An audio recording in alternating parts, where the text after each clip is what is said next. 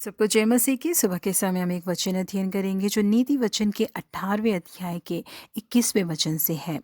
जीव के वश में मृत्यु और जीवन दोनों होते हैं, और जो उसे काम में लाना जानता है वह उसका फल भोगेगा। यहूदी लोग जिन भी देशों में बिखर गए, उन देशों में से विशेष करके यूरोप में इन लोगों के ऊपर एक इल्ज़ाम लगाया गया। यूरोपियन लोगों का मानना था कि इन्हीं लोगों ने यीशु मसीह को मारा।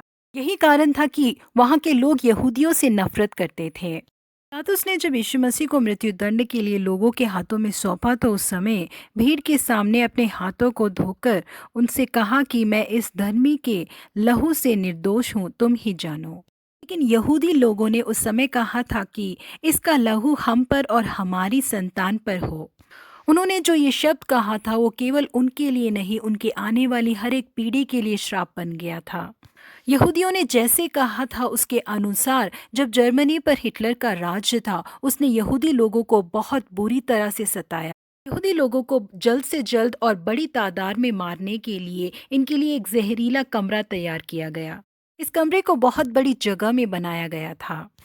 हिटलर ने जिस जिस देश को पकड़ा, उस देश में जितने यहूदी लोग रहते थे उन सबों को इस जहरीले कमरे में लाया जाता था। पोलैंड में भी जितने यहूदी लोग रहते थे उन सबों को यहाँ लाया गया था।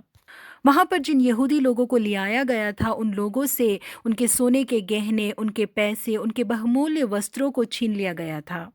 जिन लोगों ने उन्हें देने से मना कर दिया था, उन लोगों को बहुत ही बुरी यातनाएं दी उन्होंने। यहूदी स्त्री और पुरुषों को जब उस जहरीले कमरे के अंदर भेजा जाता था, उन्हें निर्वस्त्र कर दिया जाता था। जो यहूदी लोग उस जहरीले कमरे के अंदर जाते थे, वो जो चीखते चिल्लाते थे, उनकी आवाज़ को सुनकर जो बाहर यहूदी लोग होते थे उनकी रूह कांप जाती थी। अंदर जाने के 20 मिनट में ही उनका दम घुटने लगता था और वो मर जाते थे।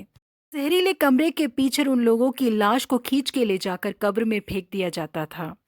इन कमरों में कम से कम 2 घंटे में 3,000 लोगों को मारा जाता था। इस मृत्यु को कार्बन मोनोऑक्साइड की मृत्यु के नाम से जाना जाता था। प्रिय परमेश्वर के लोगों, यहूदी लोगों ने न केवल जीवन के अधिपति परमेश्वर को मार डाला, बल्कि अपने मुंह के शब्दों के द्वारा अपने ऊपर श्राप को कमा लिया। यीशु मसीह का लहू हमारे ऊपर और हमारे बच्चों के ऊपर आए करके अपने आने वाली पीढ़ी के लिए भी उन्होंने श्राप को कमा लिया। इसलिए हमें हमारे मुंह के हर एक शब्द के बारे में ध्यानपूर्वक रहना चाहिए। हम और हमारी आने वाली पीढ़ी आशीषमय रहे, जीवित रहे, ये हमें चाहना चाहिए। भजनकार कहते हैं कि वह कौन मनुष्य है जो जीवन की इच्छा रखता और दीर्घायु चाहता है, ताकि भलाई देखे, अपनी जीभ को बुराई से रोक रख और अपने मुंह की चौकसी कर कि उससे छल की बात न निकले। इसलिए जीवन को और भलाई को आने वाली हमारी पीढ़ी प्राप्त करे करके हम जो चाहते हैं, हर एक श्राप के शब्दों को अपने आप से दूर करें।